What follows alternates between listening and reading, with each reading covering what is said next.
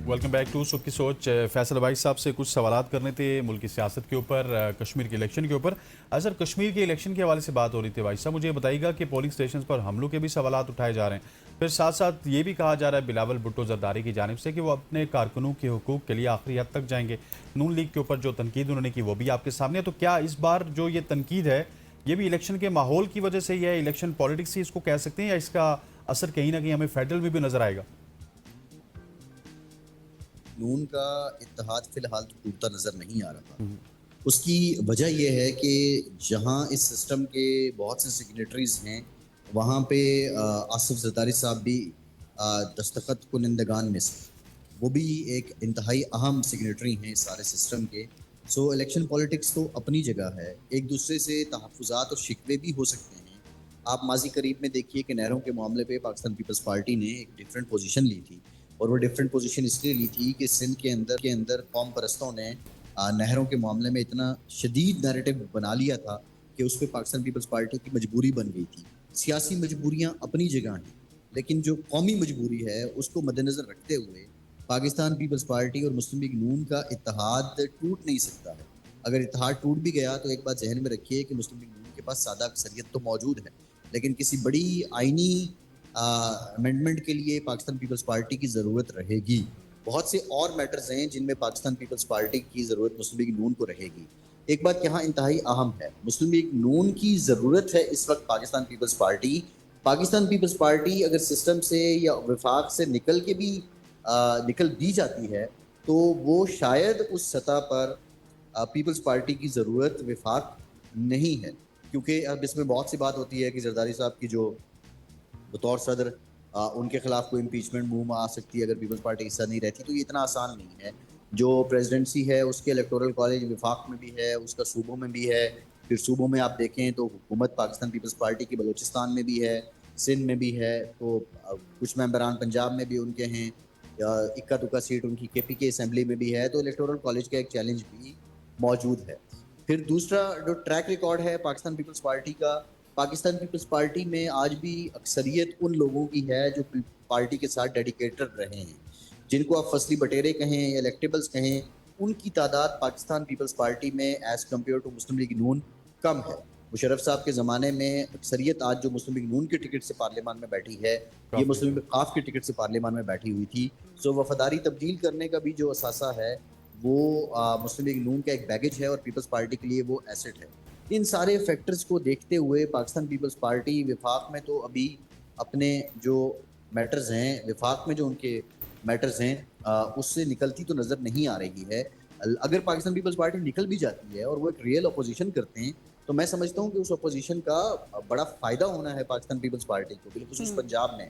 Peoples party अगर निकलना चाहेगी भी तो मुस्लिम लीग नून निकलने नहीं देगी। हालिया आप देखिए कि एक स्टेटमेंट साद रफीक साहब ने दी भुट्टो साहब के बारे, तो उस पर शहबाज शरीफ साहब ने साद रफीक साहब को बुलाया और बुला के कहा कि आप एहतियात करें पाकिस्तान पीपल्स पार्टी के बारे स्टेटमेंट देने के लिए। और हम क्योंकि अपने टीवी प्रोग्राम्स में भी मुस्लिम लीग नून के लोग विफाक वज़रा आते हैं, हम पिछले 2-3 दिनों से जब उनको कुरेदने की कोशिश कर रहे थे बिलावल साहब के स्टेटमेंट पे, तो उनकी टोन में वो सख्ती नहीं थी जो माजी में नजर आती थी। वो सॉफ्ट टोन में बात कर रहे थे। एक तो उनकी पार्टी लीडरशिप की हिदायत हैं, दूसरा वो इस बात को भी समझते हैं कि ये जो हुकूमत सही। के मज़े हैं, इसमें अगर हमने पीपल्स पार्टी को भी डिस्टर्ब कर दिया तो हमारे लिए बहुत चैलेंजिंग हो जाएगी। सही। अच्छा, फैसल साहब मुझे बताएं, अब थोड़ा सा आगे बढ़ते हैं और बात करते हैं ये पेट्रोलियम मसनूआत की कीमतों के हवाले से रोज़ाना हमारे साथ मजाक हो ही जा रहा है।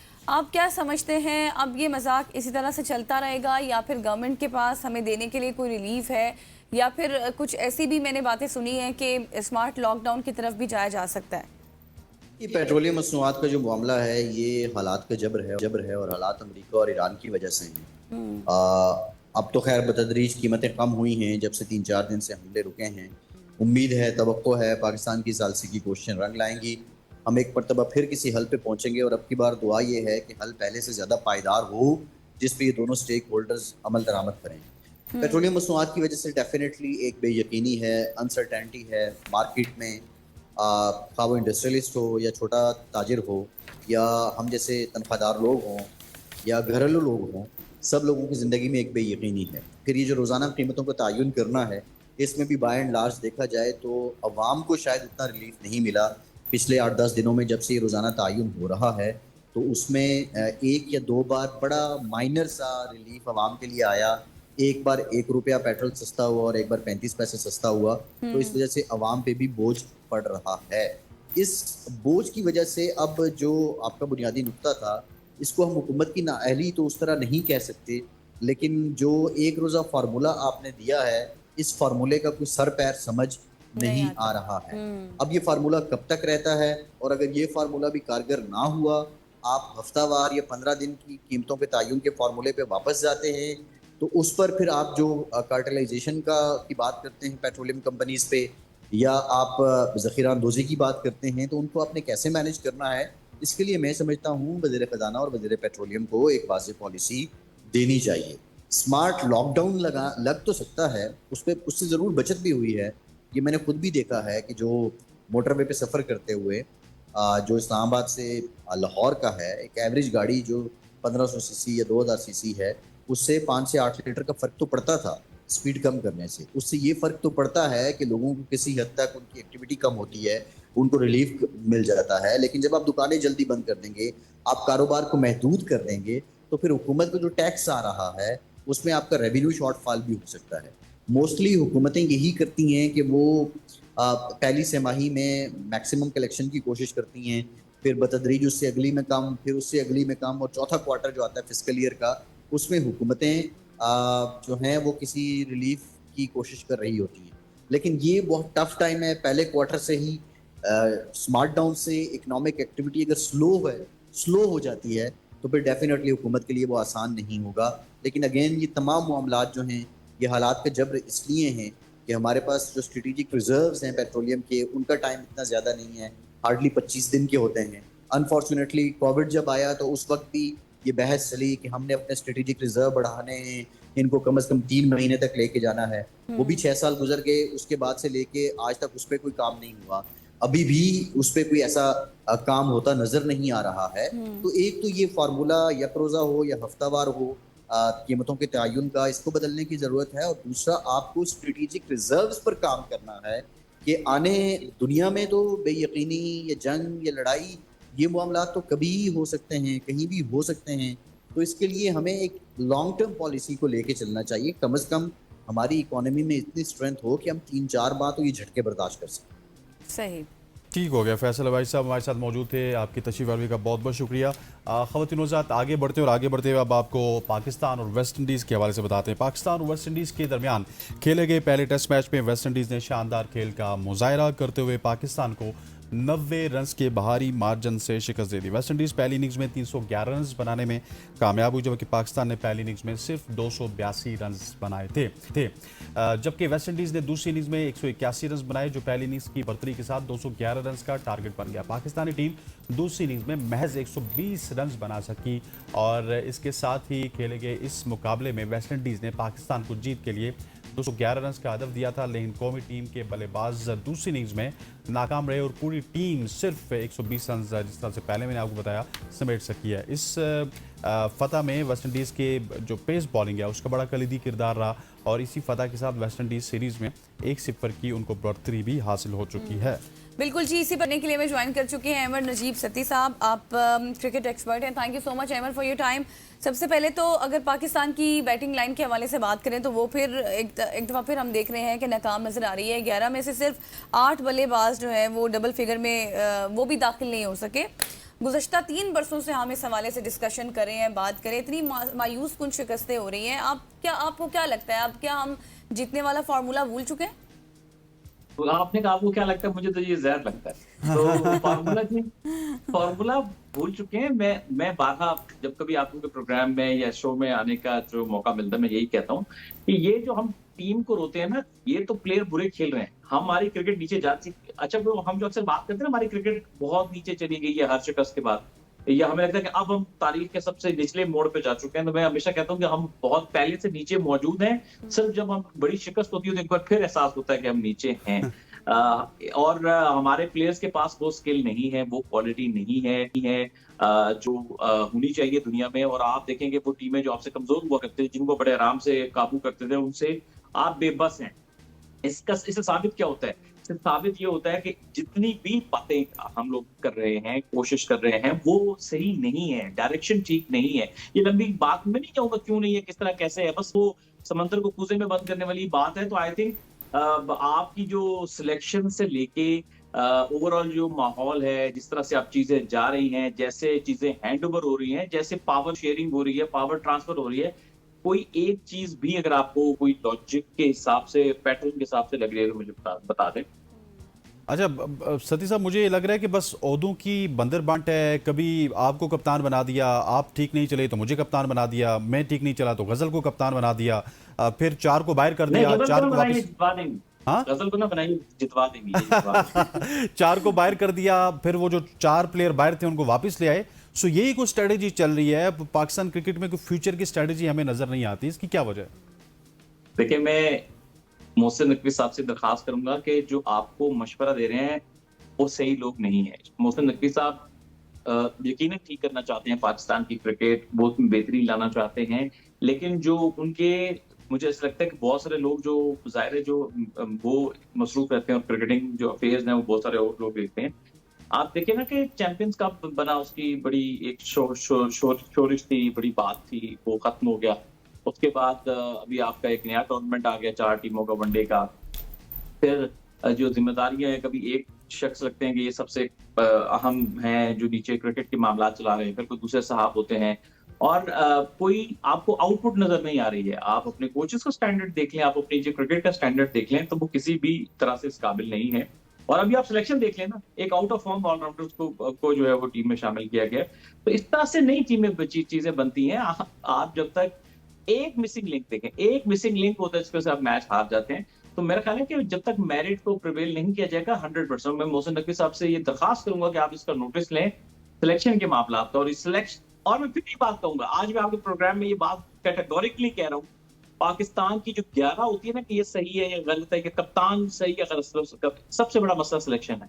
मैं पिछले 2 साल से कह रहा हूँ कि सबसे बड़ा मसला सिलेक्शन है और कोई प्रॉपर सिलेक्शन कमेटी नहीं है, कोई प्रॉपर सिलेक्शन का निजाम नहीं है। तो सबसे पहले सिलेक्शन कमेटी प्रोफेशनल होनी चाहिए। ये सिलेक्शन कमेटी प्रोफेशनल नहीं है। आपके प्रोग्राम में बाबंगे दोहल बात कर रहा हूँ। बिल्कुल सही अच्छा, कहा। बिल्कुल आप सही कह रहे हैं अमर। अच्छा, मुझे ये बताएं, बाबर के हवाले से थोड़ा सा बताएं कि वो क्या कर रहे हैं। आपको लग रहा है कि वो जिम्मेदार तरीके से खेल रहे हैं? क्योंकि दूसरी इनिंग्स में हमने देखा कि वो वाहिद बल्लेबाज थे जिन्होंने मजामत की और उसके बाद फिर खुरम शहजाद के आउट होने से पहले ही वो उन्होंने सिंगल ले लिया। आपको नहीं लगता वहां पर उनको थोड़ा जिम्मेदारी का मुजाहरा करना चाहिए था? बाबर आजम, आपने पूछा क्या कर रहे हैं, मेरे ख्याल में अभी तो बैटिंग कर रहे हैं। और दूसरा ये है कि बाबर आजम जो है वो सेकंड इनिंग्स में अच्छा खेले। मेरा ये मानना ये है, देखें कि पहली इनिंग्स में जैसे शान मसूद ने 100 कर दिया, ठीक है, और सेकंड इनिंग्स में बाबर खड़ा रहा क्योंकि पिच मुश्किल थी। ये बात ठीक है, बिल्कुल सही बात है कि पिच डिफिकल्ट थी उसमें, लेकिन हम पता है मैच हारे किस वजह से। एक तो ये कि आपको बॉलिंग डिपार्टमेंट में कुछ लोगों का कंट्रीब्यूशन बिल्कुल नहीं आया। एक तो वो जो कि वेस्ट इंडीज की दोनों इनिंग्स में पार्टनरशिप लगी बीच में, जो कि मैच में डिफरेंस साबित हुई। दूसरा ये है कि आपको कुछ बैट्समैन ने कंट्रीब्यूट किया ही नहीं बिल्कुल। और मैं सीनियर प्लेयर की बात कर रहा हूँ, जैसे मैं सलमान अली आगा सीनियर प्लेयर हैं, मोहम्मद रिजवान बहुत सीनियर प्लेयर हैं, उनकी तरफ से कोई कंट्रीब्यूशन नहीं आया और ये डिफरेंस साबित हुआ क्योंकि आपने बैटिंग शॉट की थी, आपने एक जो है वो बॉलर, 2 ऑलराउंडर्स या 1 ऑलराउंडर खिलाया था। तो मेरा ख्याल यह है कि कैलकुलेशन में कमी हुई है, सीनियर प्लेयर को अब स्टेप अप करना चाहिए। और मैं फिर वो एक बात कहूंगा कि हर प्लेयर जो परफॉर्मर होता था आपको अब T20 में घुसाते थे, इसलिए आप देखें कितने सीनियर बैट्समैन आपने खराब किए हैं। कि T20 क्रिकेट से उनको जिस हद तक दूर रखें, उनके टेस्ट क्रिकेट के पैसे बढ़ा दें, हर जगह के पैसे बढ़ा दें और उनकी T20 क्रिकेट को कम कर दें, क्योंकि अब वो टेस्ट क्रिकेट उन पे इफेक्ट कर रही है बहुत बुरी तरीके से। और ये हमने देखा है कि 2024 के बाद की बात है, जब से स्पेशली कल भी वो स्टैट्स दिखा रहे थे, तकरीबन 99 मुकाबले ऐसे हैं जिनके रिजल्ट्स निकले हैं और 7 मुकाबले ड्रॉ हुए हैं। हमारी वही डिफेंसिव टेक्निक्स जा रही हैं। फिर जिन सीनियर्स का आपने जिक्र किया उनमें इमामुल हक भी हैं, उनमें रिजवान भी हैं, उनमें सलमान अली आगा भी हैं। अनफॉर्चुनेटली शान मसूद दूसरी इनिंग्स में उस तरह से खेल नहीं सके ड्यू टू इंजरी। तो सर वो स्टेप अप नहीं कर रहे, वो इस तरह लग रहा है कि जिम्मेदारी लेने की कोशिश नहीं कर रहे, या फिर स्किल लेवल T20 क्रिकेट खेल खेल के कम हो गया, वजह क्या है? देखें, अगर मैं ओवरऑल बात करूं ना, चले मैं इमाम को ये मार्जिन देता हूं कि इमाम ने पहली इनिंग्स में रन्स कर दी जी, ठीक है।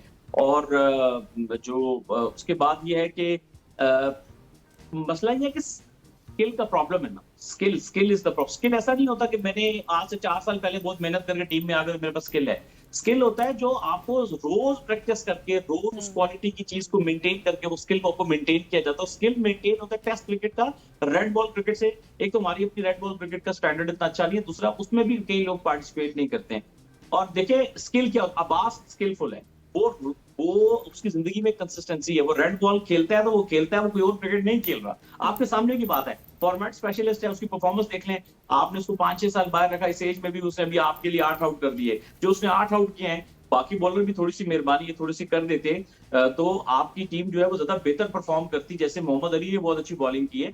तो मेरा ख्याल ये है कि इस तरह से आप जब विन करते हो तो एज अ टीम विन करते हो, जब हारते हो तो एज अ टीम हारते हो। तो as a team, as a unit आप परफॉर्म जो है वो नहीं कर पा रहे। सही। अमर, अब शॉर्टली मुझे बता दें जल्दी से मोहम्मद अब्बास के बारे में भी, आपको लगता है कि, लगता क्या है, बल्कि नज़र भी आ रहा था कि काफ़ी पॉजिटिव रहे हैं और काफ़ी अच्छा खेल पेश किया उन्होंने। जी, मोहम्मद अब्बास बहुत ही कंसिस्टेंट इंसान है। देखिए जिंदगी में जो बंदा मुस्तकिल मिजाज होता है वो कामयाब होता है। वो ट्रेनिंग हो जाए, उनकी क्रिकेट क्या खेलनी है, उन्होंने खाना क्या है, पीना क्या है, अपनी लाइफ को आगे कैसे लेके चलना, is a very mature man. वो जिंदगी में हमेशा कामयाब आदमी रहा है। इसी वेस्ट इंडीज में 2017 में उन्होंने टेस्ट डेब्यू किया था। पहले ही ओवर में क्रेग ब्राथवेट को आउट किया था उन्होंने। अपनी टेस्ट विकेट ली थी 2017 के अंदर, 5 आउट किए थे। उसी अब्बास जिसने तो दुनिया, एबी डिविलियर्स से दुनिया का नंबर 1 बॉलर कहा था, यही अब्बास जो यूएई की फ्लैट विकेटों पे आपको आउट करके दे रहा था। थोड़े से मैचेस ऊपर नीचे हुए तो आपने उसको टीम से बाहर कर दिया, उसके 4-5 साल आपने जाया किए। अब उसने वापस आके कमबैक पे आपको ये बताया कि मेरे साथ ज्यादती हुई है, मैं आज भी अच्छा बॉलर हूँ। और उसने ये जो मिथ भी मार दी कि पेस सब कुछ नहीं होती, सबसे बड़ी जो चीज होती है उसको स्किल और कंसिस्टेंसी कहते हैं। So true. अमर, आप इस वक्त क्रिकेट के हवाले से बात कर रहे थे। Thank you so much for joining us. Amar थी हमारे साथ मौजूद थे, सीनियर स्पोर्ट्स जर्नलिस्ट। ख़वातीन वज़ात यहाँ पे वक्त हो जाता है शॉर्ट सी कमर्शियल ब्रेक का। ब्रेक लेते हैं, वापस आते हैं, हमारे साथ रहिए।